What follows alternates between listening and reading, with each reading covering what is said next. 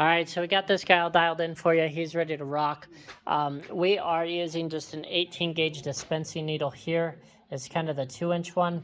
Let me know if that'll work for you, if your fluid is thin enough to run the 18 gauge. The reason why is then you don't really have to change out the nozzles to like a crimped one or anything. It's just these circle carts, they're pretty tight, so they need a kind of thinner nozzle. But what you want to do is kind of throw this guy on here, this top plate. We got you another one too, but put it on there. You know, it's pretty easy. You just kind of put the two foams up next to each other, throw this guy on. And then I usually like to keep it up at the top. I don't really like to push it down. The reason why is because then, you know, some of these posts can move a little bit out or something. So I usually try to keep them just right barely at the top. Go ahead and load this guy up, but make sure, I'm getting a little ahead of myself. What I want to do is load up the program. So I'm going to go ahead over here and click open. And I just have this program saved as circle cart, so I'm going to go ahead and click open here. Now, fill count, I already have it at 10. I'm only going to run 10 per packaging just so you can see it. What I'm going to do now is hit this blue go to start location. That gets it to the location it's at. And you'll see that on the next one. But now I'm going to go ahead and put this packaging in. It doesn't have to be, you know, just against the backstops. Just make sure that red light can read this first cart here. Now I'm going to go ahead and hit a start cycle. And since this nozzle's already set up, or this tip, I didn't have to do a nozzle calibrate. However, in the mornings or when you're starting up, or say you take this nozzle off, or you take the syringe off or something like that, I would definitely do a nozzle calibration, because if you're off just like a 0.5 millimeter, it's going to be off.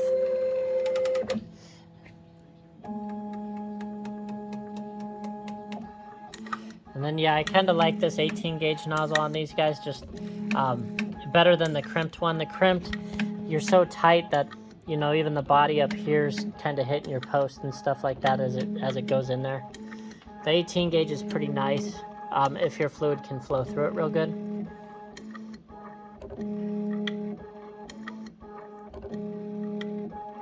Okay, now, so just ran that one just fine, so I'm gonna go ahead and take these guys off. Now, say we ran, you know, a package of these, everything ran fine, now we wanna run the disposable. What I'd do is go ahead and click open, disposable, I'm gonna go ahead and click on that. Now, it reloaded some other values up here, that's good. My fill count's already at 10. I'm going to go ahead. I got them right here. Sorry, I just got one hand today. Same thing, just butt your foam up there. Now, for these packagings, because your foam's at the top, I do like to push these guys down. I'll usually start up here, kind of push them down, then go ahead to the other one, push it down, and just make sure that this tray's kind of is hitting the packaging and not just the rubber tops. You just kind of want it pretty close. Now right here, you can see that eye is down too far. What I need to do is that go to start location. Last time I pushed it, it didn't do anything. This time, since I did open, you know, I loaded my disposable program. And if I hit go to start location, it's now going to bring the nozzle up and everything like that. That start location's preset that we put in there. You can adjust it if you want. Reasons you would adjust it is if you did go to like a 1-inch nozzle versus 2. You didn't like where it's at, you wanted it at a different location, you wanted this red light to be more over here or up front, or you wanted to load your packaging in a little bit further back, whatever. Those are adjustable as start locations. Anyway, again, red light there, packaging there. What I'm going to do is just go ahead and hit go to start cycle. Again, it's just going to calibrate the tray. But what you'll see is, you know, I didn't adjust anything, I didn't add any numbers, I just kind of opened the programs and ran this. What I'll do though is take this nozzle off and re-put it on. Or actually, I'll just, on the next one, I'm just gonna do a quick nozzle calibration just so you can see it. And I normally, like I said, would just in the morning. It just takes a second to do. It's kind of good practice, that way you're not missing. But you can see, yeah, if nothing happened to the nozzle, it didn't like, you know, get damaged or bent or moved, it's going to work fine program to program. Especially if you're just switching. Okay. So ran those fine. Now I'm going to go ahead and load the other one back in. And this time I'm not really going to explain it. I'm just going to kind of do it so you can just see it. I'm going to go ahead and click open, circle cart, go to start location. Again, it's going to find itself. I'm going to go ahead and put this guy on there, slide it in here. I'm going to go ahead and hit start cycle.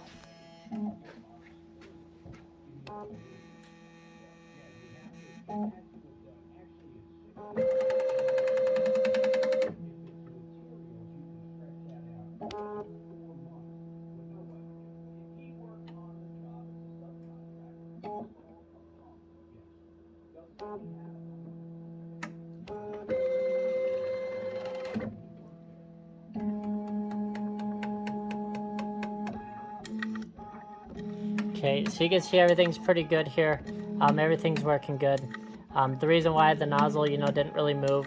Those values, they are saved in the programs right here under Y nozzle offset and X nozzle offset.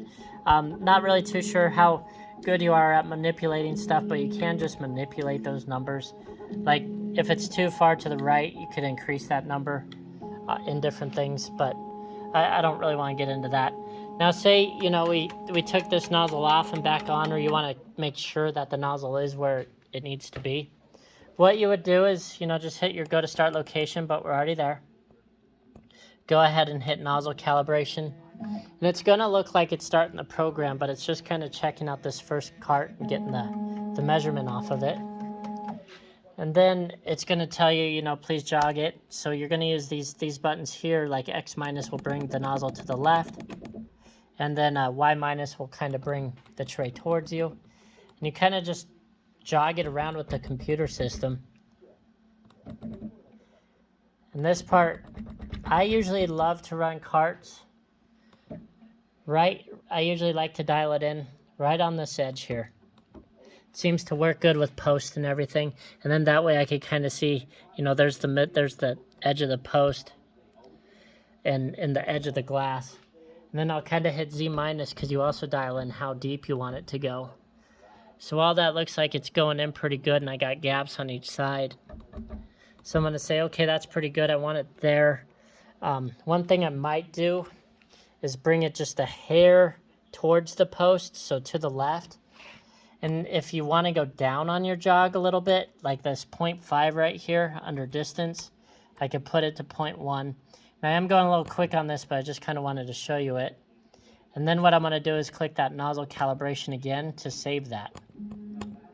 And what that did is just kind of adjust this a little bit.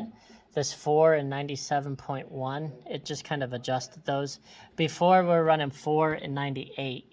But now if I go ahead and hit start cycle, and it'll change those automatically for you, and then you can save it with those values. So if I go ahead and click save now, under circle cart and save that, those values are now saved in there for this setup.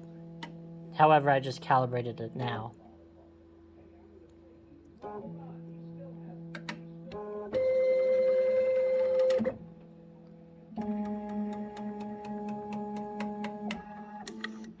And there you go, it's back to filling. I mean, you can definitely mess that up, so you got to kind of watch it a little bit, but once you get used to it, it's pretty easy. If you did ever want to practice, you could always, set your fill count to 1 and make sure it fills it. If for some reason it is messing up, there's this red button right here. You could hit this software reset here, or you could hit the e-stop up here. But there's kind of how it works. If you got questions on it, let me know.